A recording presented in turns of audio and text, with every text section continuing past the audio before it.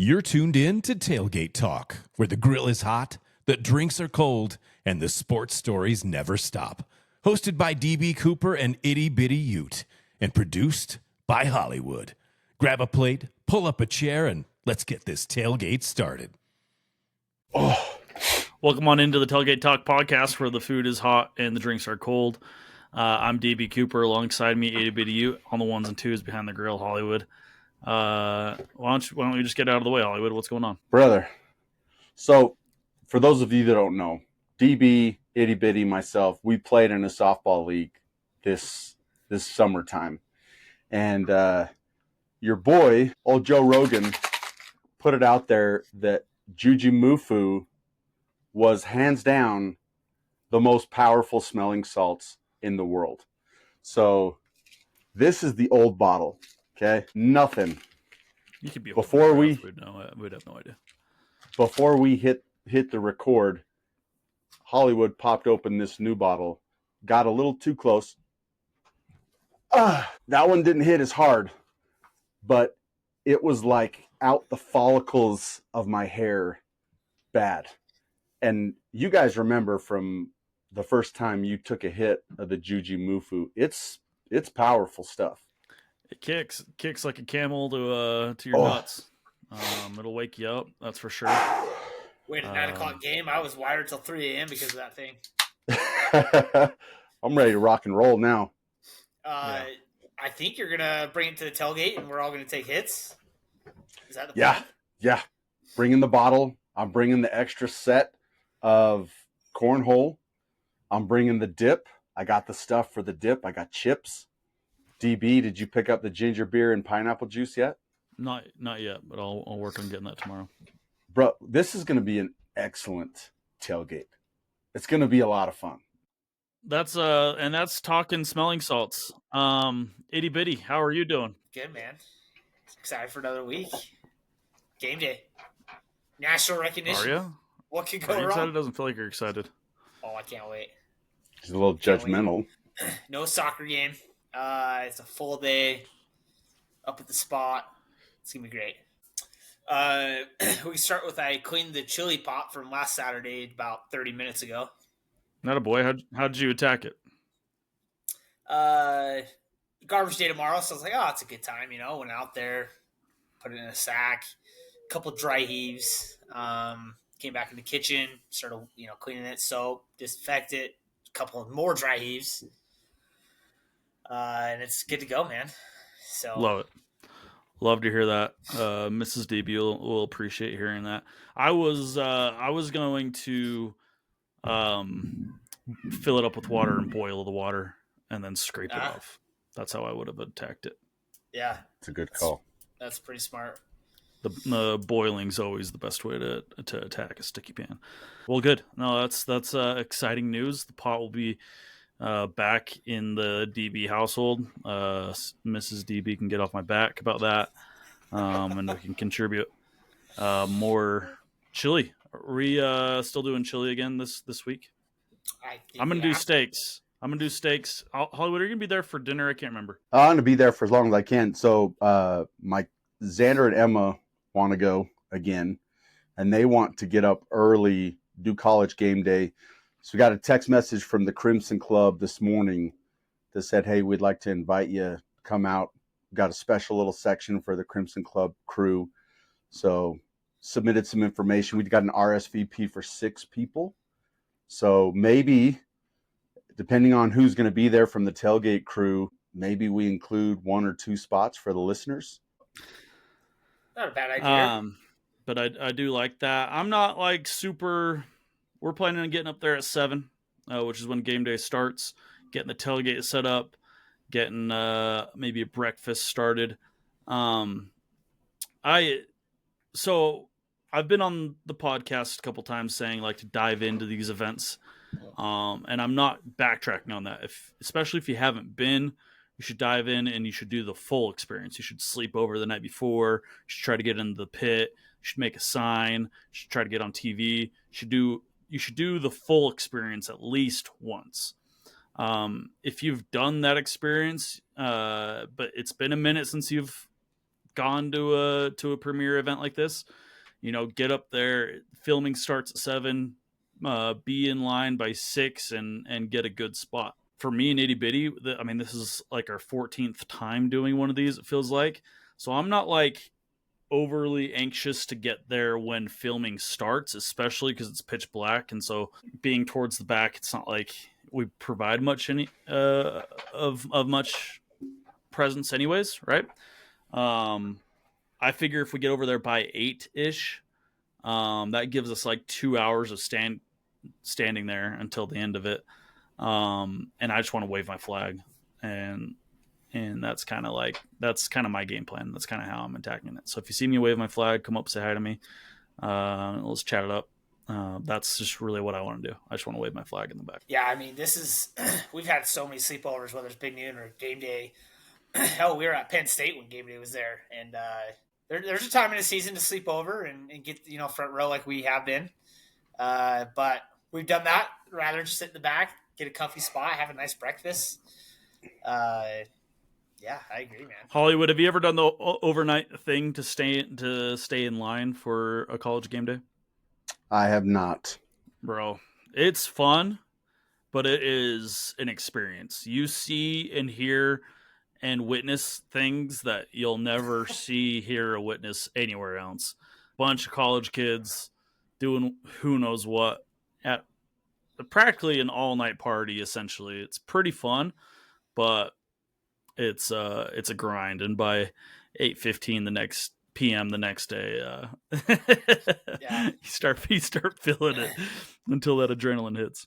Probably the sickest I've ever been was after that Cal game in 2016. Yeah, that's the one we got on front row for that. We stayed overnight. I had a mock sign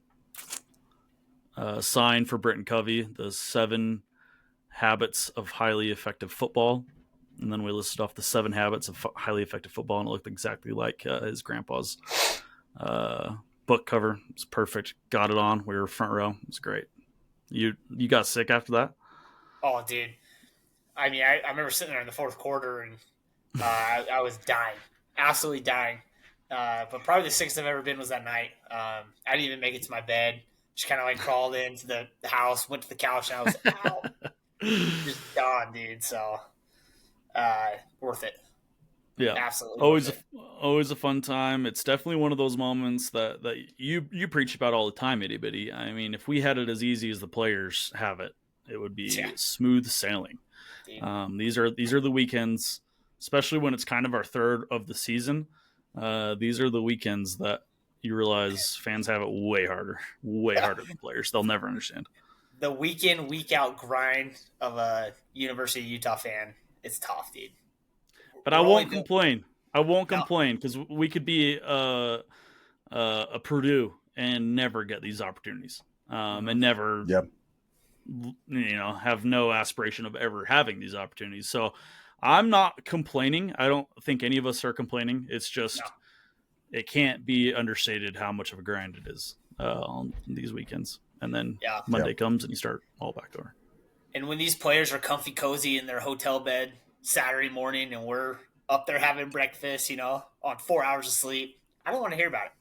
I just don't want to hear about it, okay? When it does hit you that you're like, holy crap, we're struggling right now, we're tired.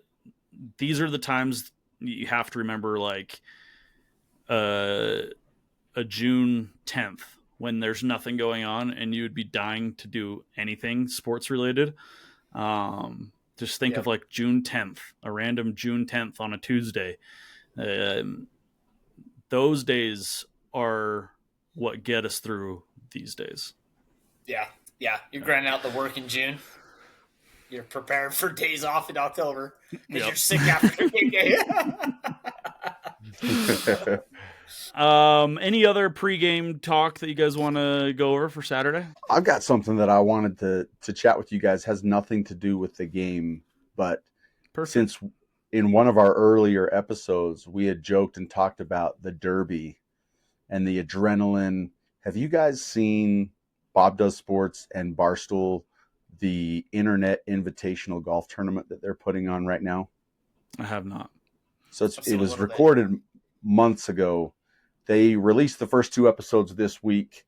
First day, so they've got 24 people, and they are 48 people, and they split them into 2 teams, and they did 2v2 scramble on the first 9, and Ryder Cup style. Each team gets a point, and then on the back 9 they do alternate shots, and they sit and talk about the absolute adrenaline pressure. It is. I sat and thought about the derby that we played in when I was watching that, and then so Quan, one of the guys who was actually on the tour, he's playing, oversleeps his tee time, shows up late, absolutely gets demolished because Dave gives him a penalty. But the episode they released today, Gruden gives the guys on his team a rallying speech that made me want to run through a brick wall. If you haven't watched it, go out, check it out. Episode 2. Have you seen it, Itty Bitty? I saw a quick tic-tac about it, but I haven't gone too much into it. But it looked pretty good. It's epic. It's good. I will say Gruden looked pissed. Like one of the most pissed I've ever seen. Oh, dude, he's kind of cool. He's a guy that can get you jacked up. And I don't know, I know we talk about tailgating. I think that the two of you are like the pinnacle of what Gruden would be for tailgating.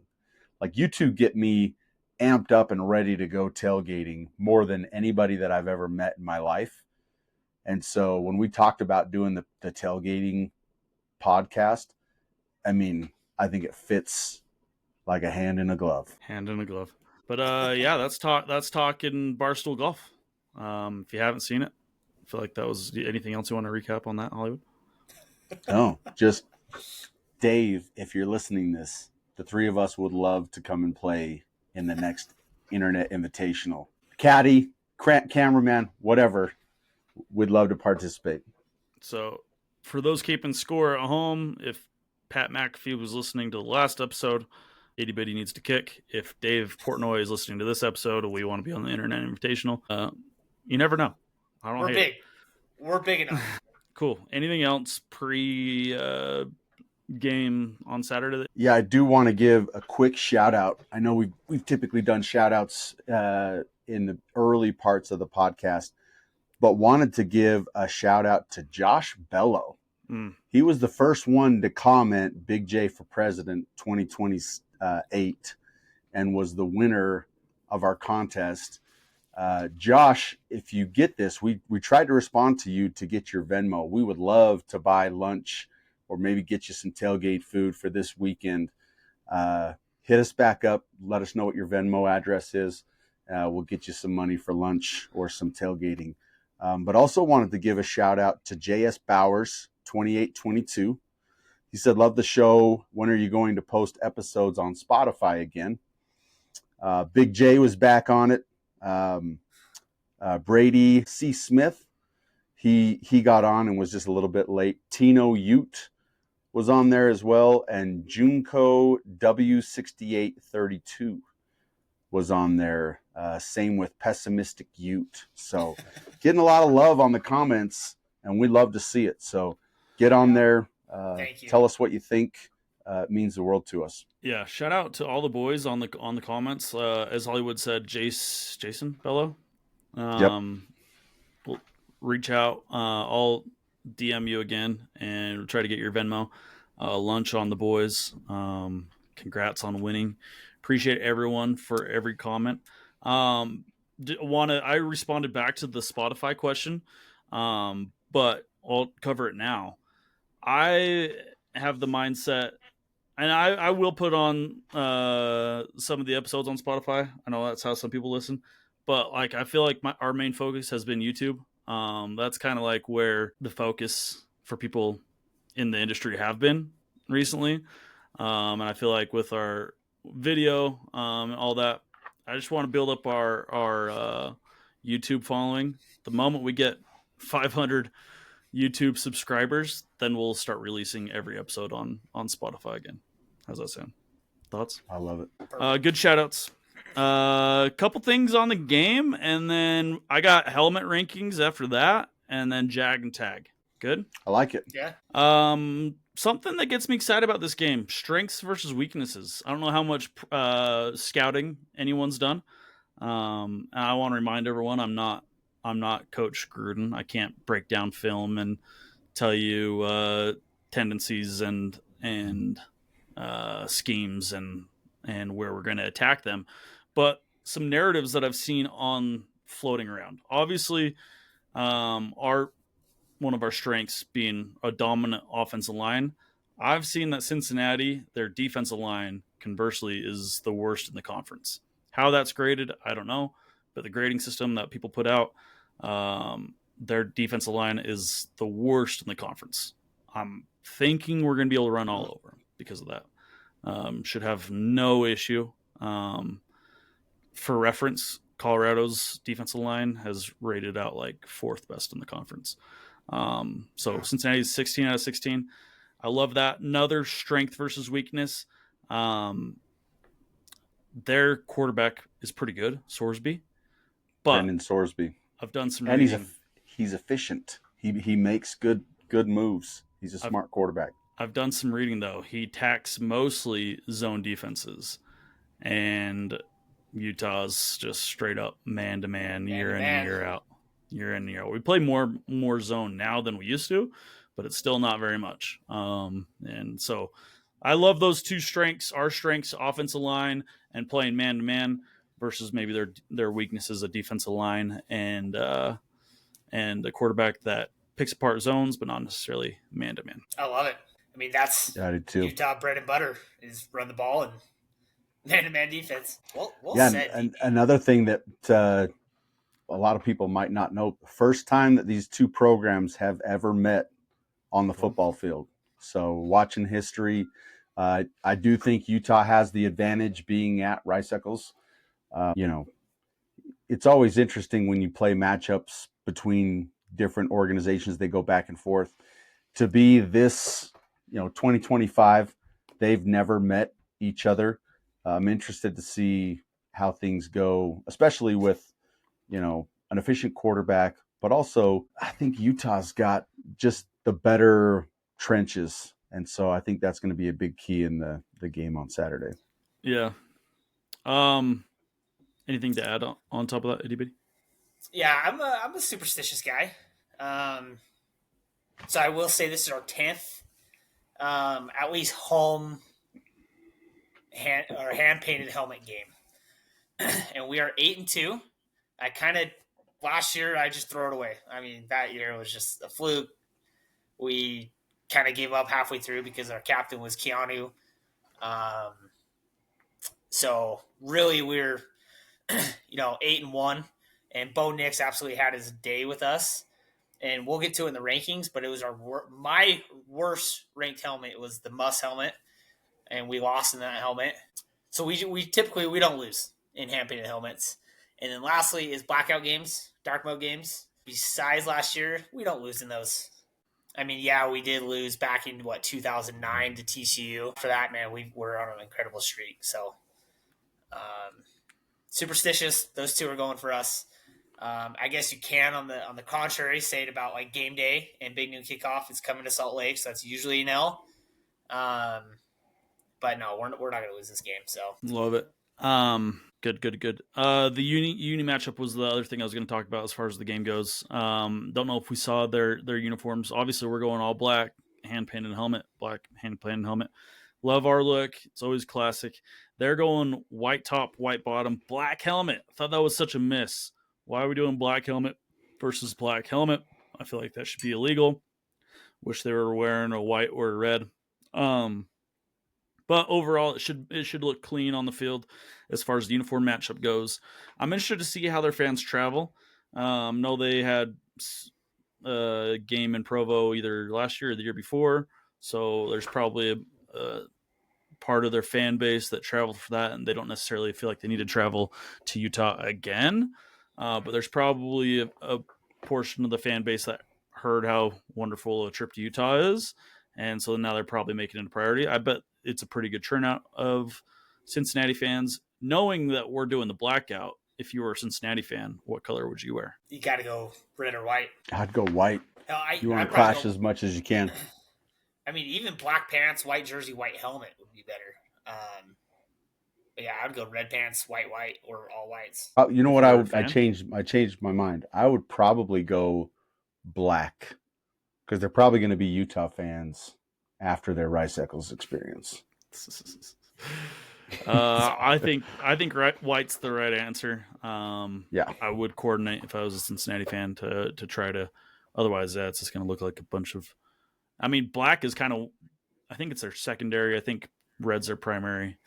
So there's probably going to be some in black, but interested to see. Interested to see how they turn out. Interested to see if they kind of self coordinate what they're wearing as a fan base.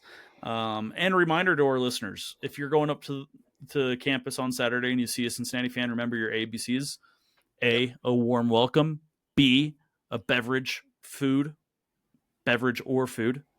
And C, offer a chair, sit down, talk football, talk life, make a friend. So remember your ABCs if you see a Cincinnati fan on campus on Saturday. This is their second college game day ever. First on the road. They had one back in 2021 when they went to the playoffs. Mm-hmm. But this is their second one of all time on the road. So that could draw some fans. It would draw me for sure. Even if I went to a game that year, I would be wanting to go to that one. So who knows? We'll see. Hell, it's drawing BYU fans. There's a big push on X to have this takeover up at Gameday. And so I'm sure you're going to see a bunch of BYU fans. I love that Utah is living rent-free in BYU fans' heads. Like when we went 3 in a row, it was almost like we kind of felt bad for little brother, you know? They are so upset that college game day is coming to Utah, like up in arms. Like, this is so unfair. I don't understand that. And we were in Florida golfing over the weekend, and Jackson, one of the guys I work with, I was showing him some of the tweets of guys that were just like, this is so unfair. Utah's the luckiest team in the world. And he just kind of like looked at me and he's like, why do they care so much? And I'm like, honestly, I have no idea. I think it's a pretty simple answer, to be honest with you. Jealousy. It's crazy. It's crazy to me. But, you know, we're living rent free in their heads. Come to Salt Lake. Yeah, more the merrier, better turnout. Looks like for us. I don't care. You might get hit in the head with a flagpole. But come to the tailgate. We'll make you some chips and dip. That's all that I have as far as like the game goes that I'm looking forward to seeing. Other than I'll give an official prediction. I had my kind of an exciting moment today.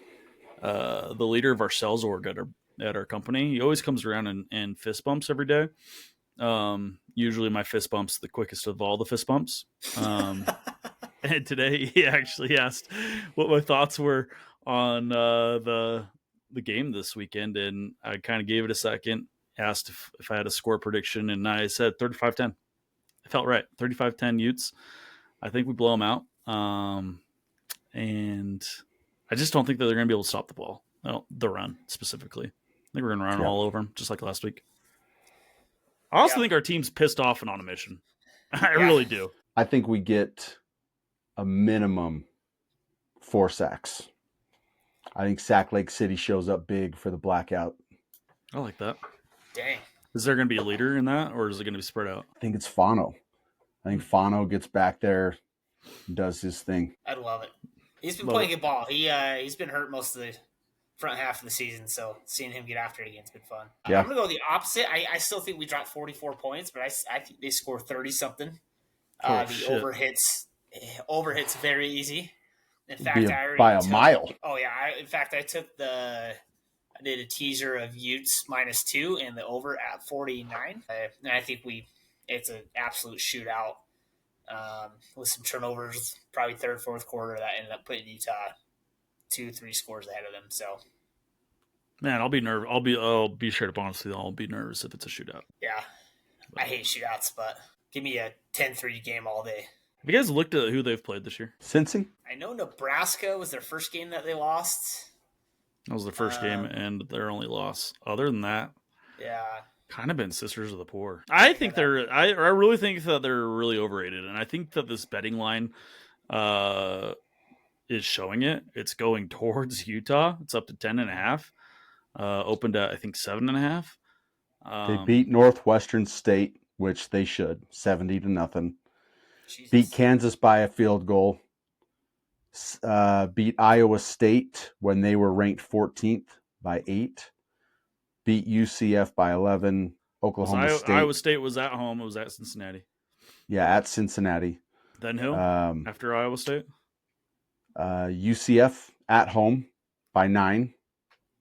Okay. Oklahoma State on the road by 32. Home against Baylor, beat them by 3 touchdowns. And now they're traveling to Utah. I think for sure, I don't think that it's a blowout. I take that back. It might be a blowout.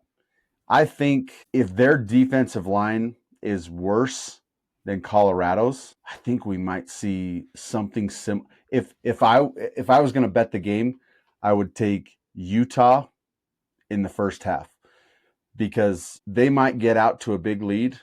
I thought the second half over was going to hit against Colorado. Ended up scoring 17 points. Utah scored 10. Colorado scored 7. I think Utah gets out to a big lead in the first half, and then Witt calls off the dogs and gets some playing time for his guys. If it's anything like the Colorado game, I think it's going to be a long, long night for Cincinnati.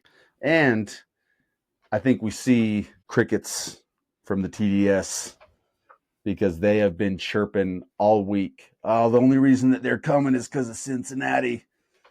So, well, I love it. They know best about these shows showing up only because of the visiting team. So, if anyone knows, it's them. Cool. Any other predictions as far as the game goes? Anybody wants to throw out there that we can resurface when it comes to just a reminder, I'm going 3-5, and I think it's not even Bird Ficklin. I don't know what his over-under is going to be, but I'll bet he runs for over 60 yards. Even with Damp playing? Yeah, I still think they find a way to rotate him in as kind of a change of pace, and I think he gets some rushing yards. Especially, I will be interested to see if they do that as far as rotating him in, and not just. I think you have to, right? We talked about this on the last podcast. Witt's got to try and find some sort of way to keep Ficklin happy. Here's my only thing against why they wouldn't. Can I give you that really quickly? Absolutely. Coach Witt directly stated it in his Monday press conference. There is no QB controversy. I think if they rotate him in for a chunk of plays and he plays well, there's going to be a QB it's going to look like a QB controversy. So in order to protect that there's no QB controversy, I don't know if they'll let him play at all, to be honest with you. Well, but the other thing too is, one, blowout situation, he gets in for some garbage time. 2, there's been games where Devin comes up and he gets hurt and he needs to take a couple of plays off. Sure. It doesn't mean that they're going to stick him in all the time just because they think that they need to, but there's situations where he might have to.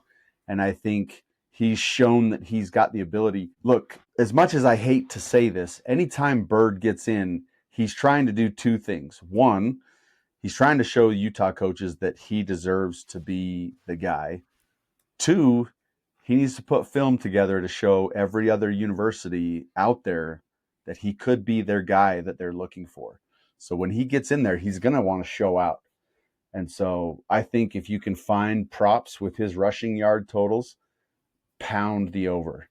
And I'll look and see what my numbers are and maybe post it on our socials and see how we do on Saturday. I'm going Nakari Rogers anytime touchdown. Through all that talking, it came to me in the form of visionary and also the signs. Thinking you a Jersey Jerry guy, dude. I saw Nakari post on his Instagram story somebody shouting him out of his touchdown last week, and the caption said he's good for one a game, and it like struck me to my core because I got sucked into the excitement of Daniel Bray and his freshman season, and so I went Daniel Bray anytime touchdown, and I've long been on the Nikari train, and then when I saw that he's good for a touchdown, one touchdown a game at least, I was like, why did I overthink it? So I'm going back to the well. Nikari anytime touchdown. I think we run all over him. I might also do a Wayshawn anytime touchdown too. But Nikari's Not a good bad for one a idea. game. Yeah. I'll say this. And I don't, the site that I have won't let me do this as a parlay. Nakari Rogers, Wayshawn, and Dampier. 3 tutties. Teaser, or not a teaser. Put it in a parlay. That sucks. I'll bet you you can't get. parlay that. I know it's terrible. I might have to see if I can maybe float some money your way and see if you can put it in a parlay for me. I will say my 2 kind of hot takes or predictions would be there will be multiple plays where Bird and Dampier are in the backfield together, not just like a wildcat.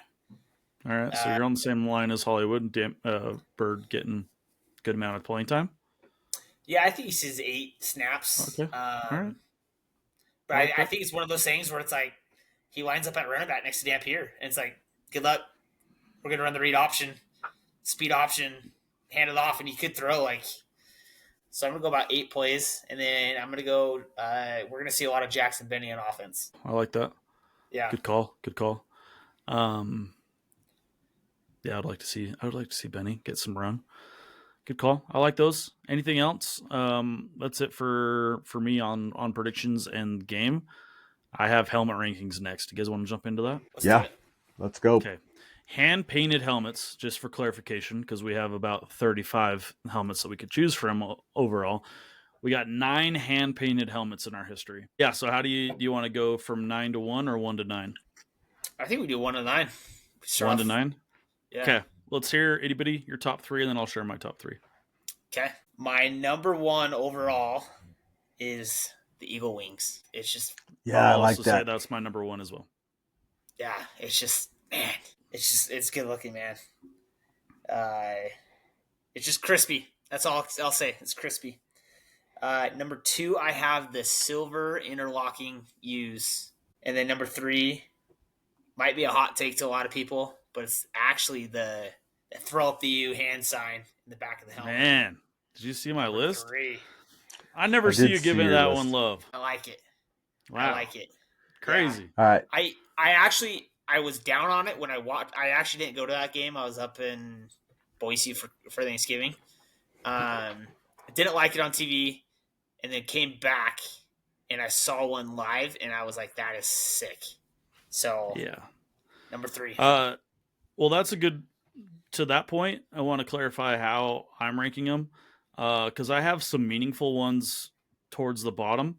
I'm taking out all meaning of the helmets. I'm strictly doing looks, and also to clarify on that, I've seen all these in person in game, so I'm doing them how they looked in person at the game, not on TV, because they definitely look different on TV than in person.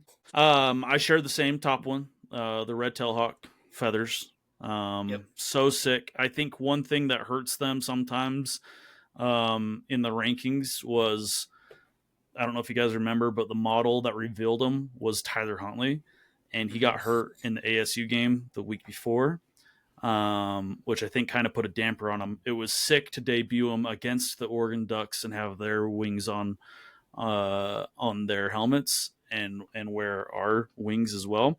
But what really won me over on those helmets is when we wore them at Colorado in the snow game. And so he got red helmet with the wings, white top, red bottom. Looked so good, and it was such a fun game.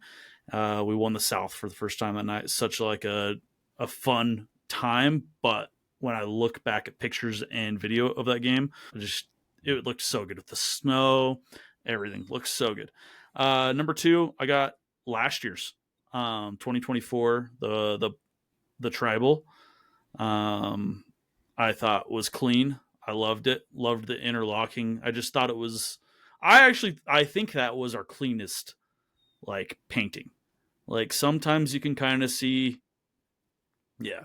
Sometimes you can kind of see like faults or mistakes maybe in the painting, but I thought that one was like flawless. They all looked. They don't even look hand painted. To be honest with you, I thought those were insane.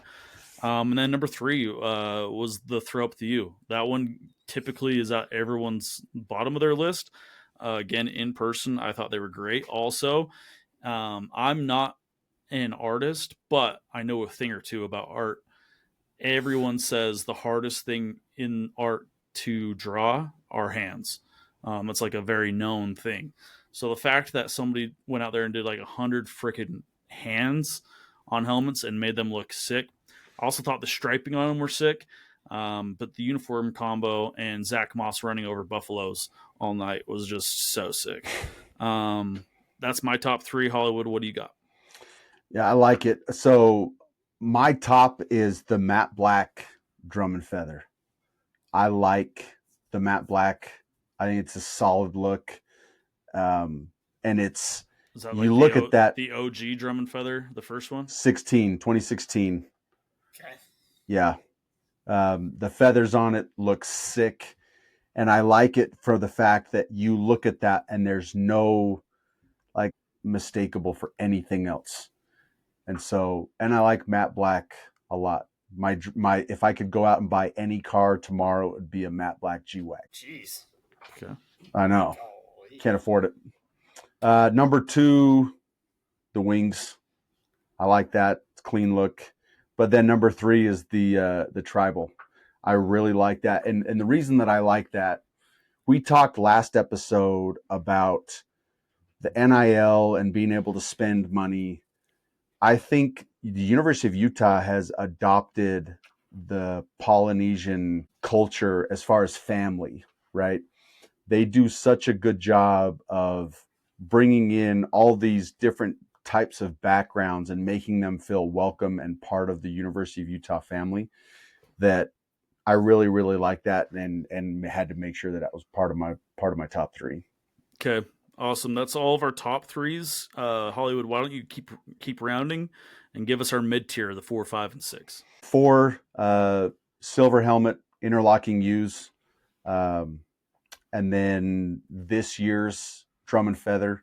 Like I said, I'm a big fan of the drum and feather. One of my favorite halftimes is when the Ute tribes come up and do their dance, the music. University of Utah has such a good relationship with the Ute tribes that it's not, there's nothing negative about the drum and feather. And if you talk to anyone that's associated with the Ute tribes, they absolutely love that it's part of our logo, part of our culture. And so drum and feathers are always going to be at the top of my list. And then rounding out the rest of them is the Go Utes. Fingers the hands up. Yep. Throw the U's up. Cool. I got similar. My number 4 is the 150-year anniversary throwbacks, silver helmets, clean look. I loved how they did the markups on the helmets. So these are the silver interlocking U helmets, and I loved how they added like scars to the helmets with some paint. Looked cool. 5 would be this year's. It's growing on me. When they first debuted it, it's like meh. Feels like we've already done it before.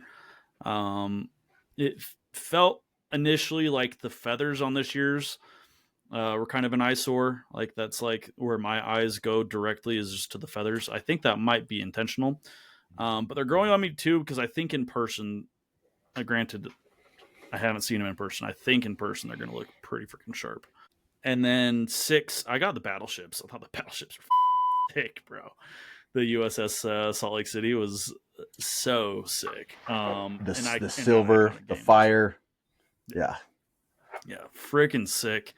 I thought they turned out great. Another one of those in person, I thought it turned out so good. Loved those. Anybody, what do you got for your mid tier 4, 5, and 6? Yeah, so I'm going to start my number 4 with the USS Salt Lake City. Just like what you're saying. Plus those jerseys with it. I think it's our first ever like alternate jerseys that are like really didn't have anything to do with Utah, right? Sure. But they ran out by 4. Number 5, I'm going this year's drum and feather. And number 6, I did the OG drum and feather. I think this year's just pops a little more. I do like matte black, but I think this year's it's just gonna pop more. And so it's just a nod above the OG one for me. I'll be interested to see what the comment sections are, because both of us love those helmets. I've got mine ranked a little bit higher on the matte black, and you've got this year's. So I'm interested to see the comments that we hear from the I know listeners. we're gonna get hate on the hands for sure, Yeah. and the battleships. To be honest with you, those two are generally at the bottom for everyone. Especially the hands are generally at the very bottom for everyone. I love the other side. And every time we do a hand painted helmet, it is in the bookstore. So if you want a clean close up look, go to the bookstore and you can see it right in person. And they'll have it on game day, I'm sure. So They also auction them off sometimes. yeah, oh yeah, Not a bad use of money if you got some disposable income. Cool. Round us out, itty bitty 7, 8, and 9 for our last tier. yeah. So 7 is going to be the Ty Jordan Aaron Lowe helmets for me.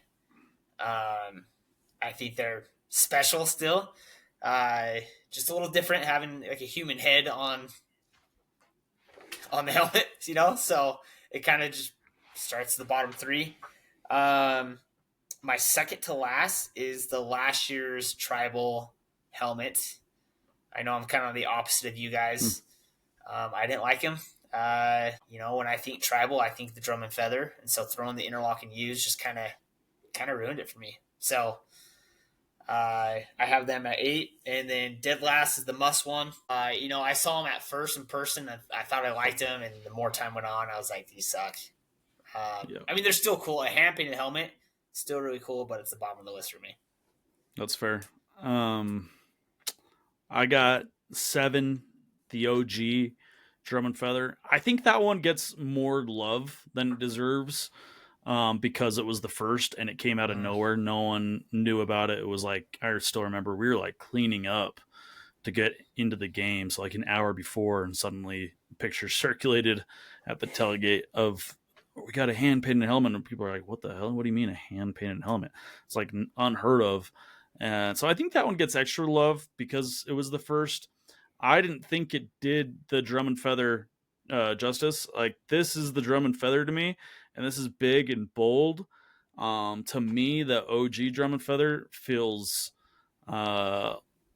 skinny and small or something to me. It just didn't feel like it did it justice to me. Kind of like that. I felt like the circle and I don't know how to explain it. Not necessarily the U. Okay. Maybe a little bit of the U. Not like a throw. That's like I see that as like a throwback. This was just kind of felt more, I don't know, weird. Have I ever shown you the drum and feather that I painted on Xander's room in his wall? No. I'll have to take a picture and post it on the episode. Number 8, 22 Forever. Love the idea, love the concept. One that I would love to own and have in my office, because I think up close they were spectacular. I think the details and the flashlights and all that was way sick, and the meaning obviously is way sick. But for my seats, it looked kind of just like 2 white blobs out there on the side of a black helmet. And then number 9, and there's a major gap between 8 and my very last. It's the Muss helmet. From the jump, I didn't like it. I thought I liked the idea. I just didn't think the results turned out how they should have. I thought the flag was a cool idea, but it looks smashed and like small, like it's like a soda can getting smashed. And it's super dark. Yeah. It's hard to tell the details on it, unless you're up close, real close. Yeah. The third down jump in the back was cool, but yeah, I agree. The flag seemed like it was folded in half, and yeah, I'm with you there. Yeah, I'll go number 7 for me is the USS. Uh, I love the gray. I love the fire on it. Um, and then again, the 22 Ty Jordan and love. I really, really like the idea. I like the stars in the background. And look, I've said this many times on the podcast. Third quarter moment of loudness is, I think, one of the best traditions in college football. You know, what they have done to honor what the culture of the University of Utah football stands for. It just echoes everything that we've talked about from a family and inclusion perspective. And then obviously, yeah, major drop off for the Muss helmets. I do think that if they ever did it again, I was going to get your guys' opinion on it. I think it would be cool to do like Muss, MUSS down the top, and then a guy going down the student section with the third down jump, and get the details a little bit more distinguishable so you can see it from the outside. I just think that there's more things that they could have done with the Muss, and then for it to come out. And look, we're nitpicking, right? The fact that someone takes the time to do 100 helmets is amazing, and they've done an incredible job. And I love every single one of them. If I could own every single one of them, I would. But I agree with that. Something has to be last, and I think we've all got the right one in there. The same one. Yeah, I do think he paints an extra 100 too for like the university to keep on the wall, and like the 80, and like, so this guy puts in months and months of work, and I know we're not the only school that uses him. So I'm interested I'd love see to how get long him on the podcast. Yeah, no kidding. That'd be sick. Seriously. I'm interested to see how long this tradition goes for. I'm kind of to the point with this and the blackout. I think it would make the tradition stronger if they gave it a year break, maybe 2, and brought it back with some excitement and gusto, especially the blackout. Not to get too sidetracked, but man, I just think of that TCU blackout game, the first time we ever wore black unis, still with a red helmet. What a game. And it was so electric because it was so different and new. And I think, as much as I love the traditions, I think if you do them and they're expected year in and year out, they lose a little bit of the gusto. And I think you can bring that back by giving it a break. Plus, I don't know how many more ideas there. I mean, you're probably doing like a swoop helmet, probably doing a block U on the side of the mountain helmet. Boise this year did like their state capital and kind of like the city, so I could see us doing like a tribute to the state of Utah and having like the arches and the city capitol, and yeah. But I do agree. I think we're gonna start running out, and start recycling these guys. Bring back the USS. It'd be interesting to see. Obviously, we're encouraging comments and back and forth. One, let us know how you rank them, which ones you've got in the top. But 2, if you've got ideas, we would love to hear the ideas of things for future helmets. Not that it's going to change anything, but always. You never know who's looking at the comments. It could. Yeah, you never know. I would. Speaking of bringing recycling some ideas, I would give anything to see those red tail hawk feathers again. Those were so sick. Those are so sick. Yeah, so sick. So Flashback actually has the Throat the U helmet in his office. Cool. And it's clean. Yeah, it's clean. Love it. If they weren't $95,000, I would buy it. But jeez. Yeah, Salazar. That's all I got for helmets. Anything else on the helmets? I got a Jag, and I got a tag. If you will allow me. Let's hear it. Jag, just a guy of the week. Anyone that buys into a curse on Utah football. Anyone that thinks that we're cursed with these big games. Look, we're one game away from essentially having a 500 record on these games. Like, that's not a curse. A curse would be 0-12. A curse would not being able to win. Just because we have a losing record in a certain situation doesn't mean we're cursed. It just probably means the competition's better than normal. You might drop some. Don't buy into curse. Anyone that's bought into a curse, anyone that's still upset that college game day is coming because we're thinking we're going to lose because it's cursed. That's the jag of the week. I got an interesting tag of the week, and I just gave Hollywood a hard time about bringing up BYU fans, but my tag of the week has to do with BYU fans. I have a buddy. I've known him. I don't go back to elementary or school days with him. I didn't know him growing up, but I met him about a decade ago, about 2015. And I've seen him regularly over the decade, not constant. I don't see him monthly or anything, but 4 or 5 times a year, I'll run into this kid every year for the last decade. It wasn't until last year I looked at Mrs. D and said, I didn't know Jace was a BYU fan. He started wearing BYU gear, and he posted going to a BYU game. And then I ran into him again this year, just yesterday at a Halloween party, and he was wearing BYU gear. And I went, Jace, I had no idea you were a BYU fan. So this is all to bring this back around. My tag of the week are those BYU fans that went into hiding for a decade. People we met over a decade ago that went into hiding, and you have no idea they were a BYU fan. You never saw them post about it. You never saw them rep any of their gear.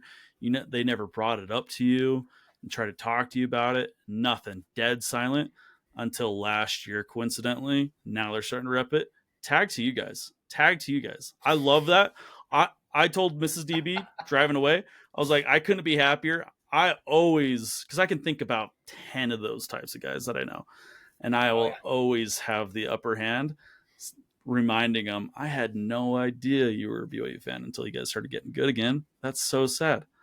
I will always have that upper hand on them.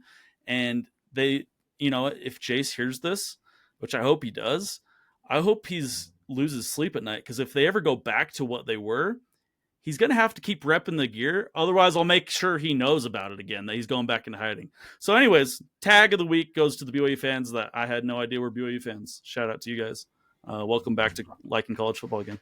I was going to say, I will say there's more BYU flags in our neighborhood this year. And I saw a couple last year, but before that, it was non-existent. When you moved into that neighborhood, there were not a single flag. Yeah, it's so funny how that works. It's crazy. Just make sure that you guys aren't like that. That's all I ask. All of our listeners. Our flags. 100%. Rep it. I'll say 12, 12-0. Doesn't matter. Rep it always. I'll go jag and tag along the same kind of lines, a little bit different. A jag, if you decide that you're not going to rep your team during the hard times, you should always rep your team. Always. If you enjoy them, you want to support them through the good times, support them through the bad times. Especially, and the jag also that I'll give is anybody that gives a hard time to someone who's repping their team during the down years. That's one of the, it's not an easy thing to do, but there's going to be there's not a team out there, maybe other than Alabama, who's going to go, even they've had down years, winning record, right? They're not immune to it. Rep your team. If you love them, rep them in the good, rep them in the bad. So that's what I'll say. Tags are the guys that wear their gear regardless of whether you're winning and losing. If you see someone that's repping a team, they're a great fan if they're repping their team during the bad times. Don't be a douche and give them crap about it. Respect them. Be respectful of the fandom. I like that. Good call. Yeah. It's not easy repping Chicago Bears stuff for me. But you got to do it. Cowboys. Today I was just shopping. I just bought a hoodie today. So, yeah, it's tough. But I do not have a jag of the week. But my tag of the week is Morgan Scally. Cool. That dude sent an absolute message last week. And a lot of fans, even myself, were a little bit concerned after that BYU game. And so that dude just absolutely locked in. And tag of the week. I'll always chuckle at a guy can prove his worth for, speaking of decades, a guy can prove his worth for a decade of being the best defensive coordinator in college football. And then you have one mediocre game as coming up with the game plan, and everyone's like, shit, the other guy's better. Let's hire him. It's like, what the dude? This guy's proven himself that he is like among the best. We're so lucky, and we're so lucky that he's a Utah man, and he wants to be here, and this is his. No one was more born for this program and the eventual head coaching job than that man. I love such a good call out for tag of the week on Morgan Scalley. I love that guy. I would die for that guy.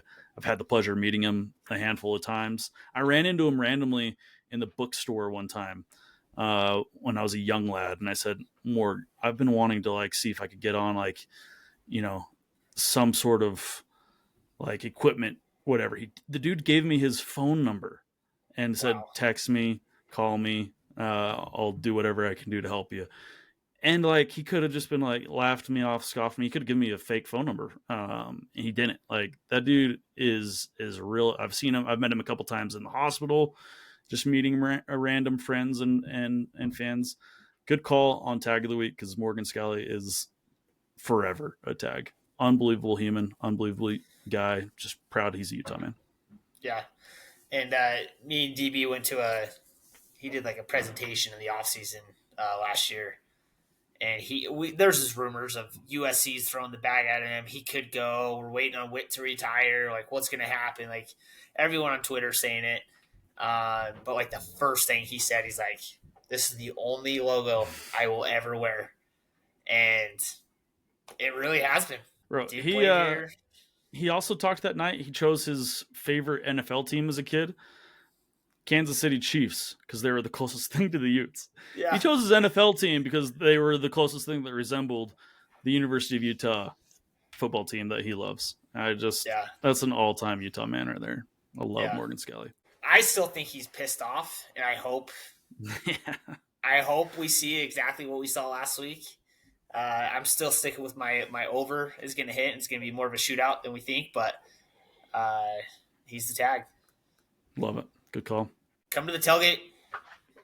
We'll drop a pin. We got some good food, good cornhole, TVs, 2 TVs up. If you want to be guaranteed, if you don't RSVP and you want to be guaranteed food, bring something to grill. We have the grill. We can throw it on the grill for you. We can even grill. You don't even have to do the work. We'll grill it for you if you want. Yeah. But bring Hollywood's making a massive batch of queso, and I'm looking for a cornhole partner. Oh shit! So if you can toss the bag, we want to give these 2 guys a run. Maybe see if we can rule the tailgate. So me and Itty Bitty, good. Bring that back. Me and Itty Bitty are back on to run the cornhole table after a week off, giving the haters and losers a chance to actually beat us for a week. So we're back. Big J's probably Big J's gone. There, oh, that's true. Wedding. That is true. But you should take Big J when he's there. Also, bring a chair. Guarantee spot. You don't have to. We'll give you a chair. I'll give you my chair, but yeah, it's kind of the same thing as food and drinks. If you want to be guaranteed a seat, bring a chair. I will say we generally always have a lot more chairs that we just don't bring up from the trucks because we get lazy when we're first there and there's 3 of us. We bring up what we need and we don't bring all of them. And then by the end of the day, people are standing around, but we still have 6 chairs in the back of the truck. So we just got to be better with that. Yeah. I think we also, if we've got any listeners that show up to the tailgate, do a quick little interview. Maybe you can be featured on one of the next episodes for the recap. So come join us. Would love to have you. Okay. Preach. Well, that's all I got. That's all we got for episode 21 of Tailgate Talk podcast. Love you guys. Big game. 22 forever. Oh, we got to do something big for 22 episode. Yeah. Ooh, good call. Hopefully it's a big celebration of Bearcat Massacre. Enjoy college game day. Get out to the activities. We got to show out. We got to show up as a fan base. We got to show out, get there, be loud, get a flag. It's our best tradition. It's one of the best traditions in college football is our flags. Go out, buy a flag, get a pole, show up to college game day, and let's show out and have fun. Love you guys. Go Utes. Utes by 22. Ooh, call. That's it for this episode of Tailgate Talk, hosted by DB Cooper and Itty Bitty Ute. Produced by Hollywood. Don't forget to subscribe, leave a review, and share with your tailgate crew. Join us next time for more sports talk, food, and fun. Until next time, keep the grill hot and the stories hotter.